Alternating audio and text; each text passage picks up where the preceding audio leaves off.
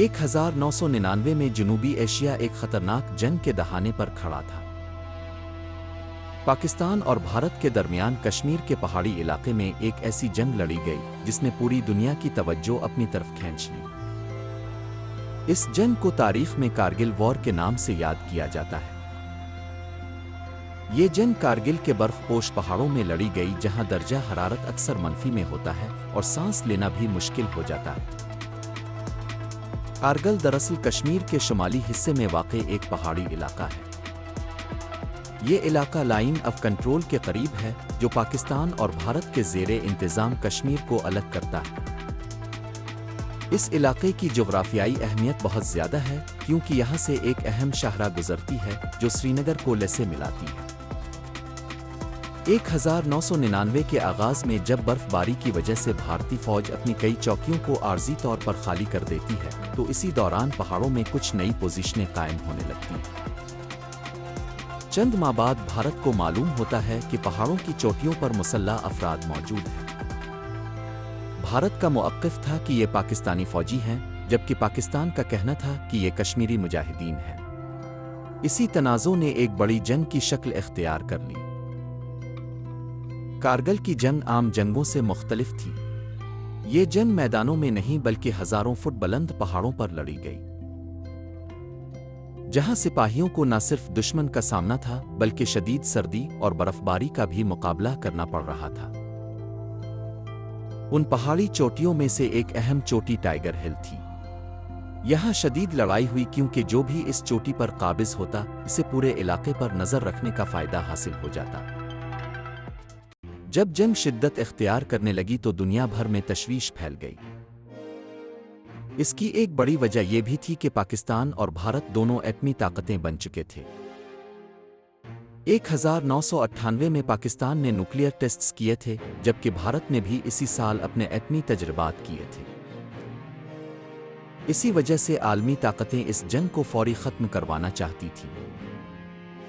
जुलाई 1999 में बैन अल-अक़वामी दबाव और मुज़ाकरात के बाद सूरत-ए-हाल तब्दील होना शुरू हुई। पाकिस्तान के इस वक्त के वज़ीर आज़म नवाज शरीफ ने अमेरिका का दौरा किया और अमेरिकी सदर बिल क्लिंटन से मुलाकात की। इस मुलाकात के बाद जंग बंदी का अमल शुरू हुआ और पहाड़ों से फ़ौजों की वापसी का ऐलान किया गया। कारगिल जंग ने दुनिया को ये दिखाया कि जनूबी एशिया में कशीदगी किस कदर ख़तरनाक हो सकती है। ये जंग अगरचे मुख्तसर थी, लेकिन इसने दोनों ममालिक की सियासत, फौजी हिकमत अमली और आलमी ताल्लुकात पर गहरा असर छोड़ा। कारगिल की बर्फानी चोटियों पर लड़ी जाने वाली ये जंग आज भी तारीख का एक अहम बाब है।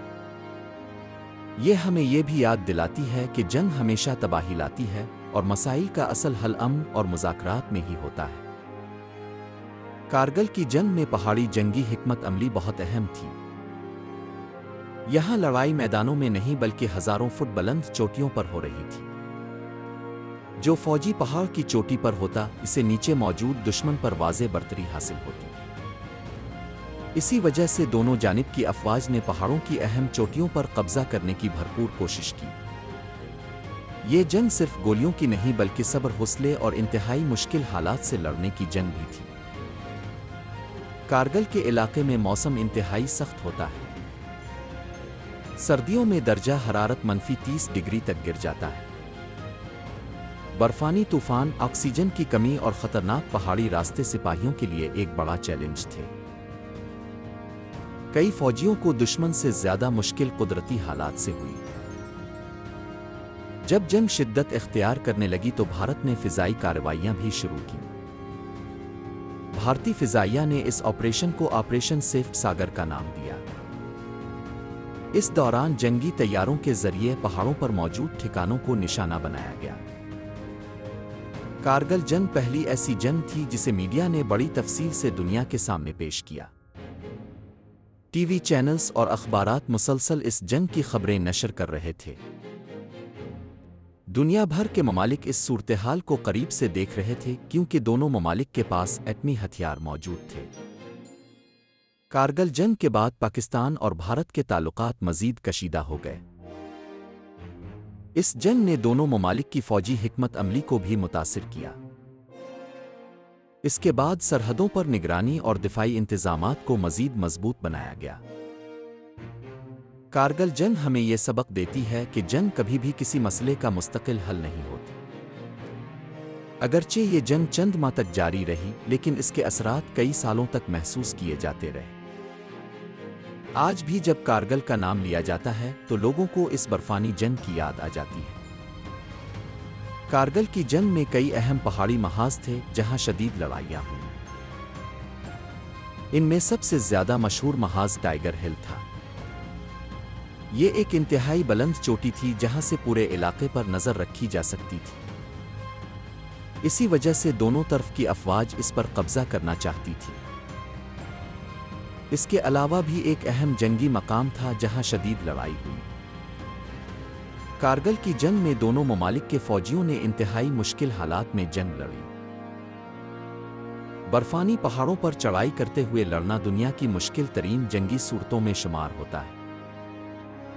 सिपाहियों को कई घंटे बर्फ में रहना पड़ता था और अक्सर ऑक्सीजन की कमी का सामना भी करना पड़ता था। उन हालात में भी उन्होंने अपनी अपनी जिम्मेदारियां निभाईं। जब कारगिल जंग शिद्दत इख्तियार करने लगी तो दुनिया के कई ममालिक को तशवीश लाहिक हो गई। इसकी बड़ी वजह यह थी कि दोनों ममालिक हाल ही में एटमी ताकत बने थे। अगर जंग मजीद बढ़ जाती तो पूरे खित्ते के लिए खतरनाक साबित हो सकती थी। इसी वजह से आलमी ताकतों ने दोनों ममालिक पर दबाव डालना शुरू किया ताकि जंग को ख़त्म किया जा सके।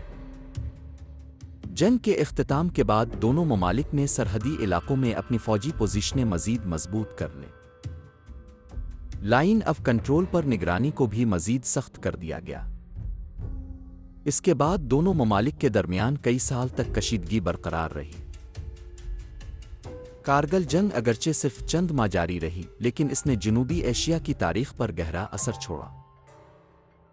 ये जंग दुनिया को ये भी दिखाती है कि पहाड़ी जंग कितनी खतरनाक और पेचीदा हो सकती है। कारगिल के बर्फपोश पहाड़ आज भी खामोशी से खड़े हैं, लेकिन उनकी वादियों में 1999 की जंग की यादें आज भी जिंदा हैं।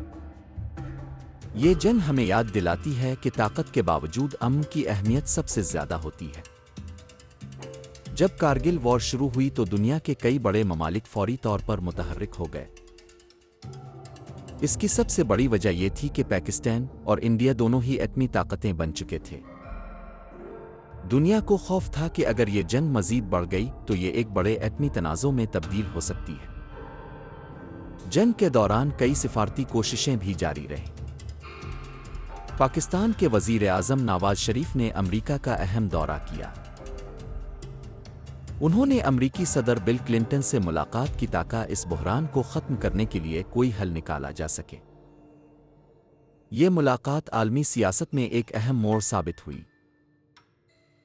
जुलाई 1999 में सूरत हाल बदलना शुरू हुई।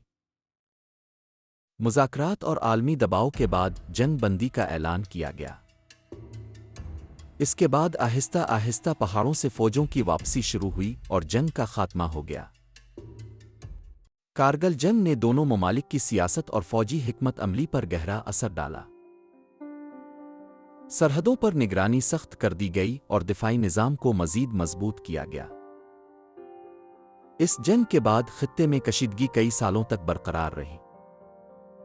आज भी जब कारगिल का नाम लिया जाता है तो लोगों को 1999 की वो शदीद जंग याद आ जाती है।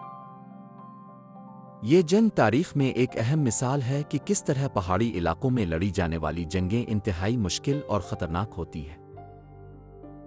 कारगिल की जंग हमें यह सबक देती है कि जंग कभी भी मसाइल का मुस्तकिल हल नहीं होती। असल ताकत मुज़ाकरात और बाहमी समझ बोझ में है। तारीख के ये वाक़यात हमें माजी को समझने और मुस्तक़बिल को बेहतर बनाने का मौका देते हैं। जब कारगिल वॉर शुरू हुई तो दुनिया के कई बड़े ममालिक फौरी तौर पर मुतहर्रिक हो गए। इसकी सबसे बड़ी वजह यह थी कि पाकिस्तान और इंडिया दोनों ही एटमी ताकतें बन चुके थे। दुनिया को खौफ था कि अगर ये जंग मजीद बढ़ गई तो ये एक बड़े एटमी तनाज़ों में तब्दील हो सकती है। जंग के दौरान कई सिफारती कोशिशें भी जारी रहीं। पाकिस्तान के वज़ीर आज़म नवाज शरीफ ने अमेरिका का अहम दौरा किया। उन्होंने अमरीकी सदर बिल क्लिंटन से मुलाकात की ताकि इस बहरान को ख़त्म करने के लिए कोई हल निकाला जा सके। ये मुलाकात आलमी सियासत में एक अहम मोड़ साबित हुई। जुलाई 1999 में सूरत-ए-हाल बदलना शुरू हुई। मुज़ाकरात और आलमी दबाव के बाद जंग बंदी का ऐलान किया गया। इसके बाद आहिस्ता आहिस्ता पहाड़ों से फौजों की वापसी शुरू हुई और जंग का खात्मा हो गया। कारगिल जंग ने दोनों ममालिक की सियासत और फौजी हिकमत अमली पर गहरा असर डाला। सरहदों पर निगरानी सख्त कर दी गई और दिफाई निज़ाम को मज़ीद मजबूत किया गया। इस जंग के बाद खित्ते में कशीदगी कई सालों तक बरकरार रही। आज भी जब कारगिल का नाम लिया जाता है तो लोगों को 1999 की वो शदीद जंग याद आ जाती है। ये जंग तारीख में एक अहम मिसाल है कि किस तरह पहाड़ी इलाकों में लड़ी जाने वाली जंगें इंतहाई मुश्किल और ख़तरनाक होती हैं। कारगिल की जंग हमें ये सबक देती है कि जंग कभी भी मसाइल का मुस्तकिल हल नहीं होती।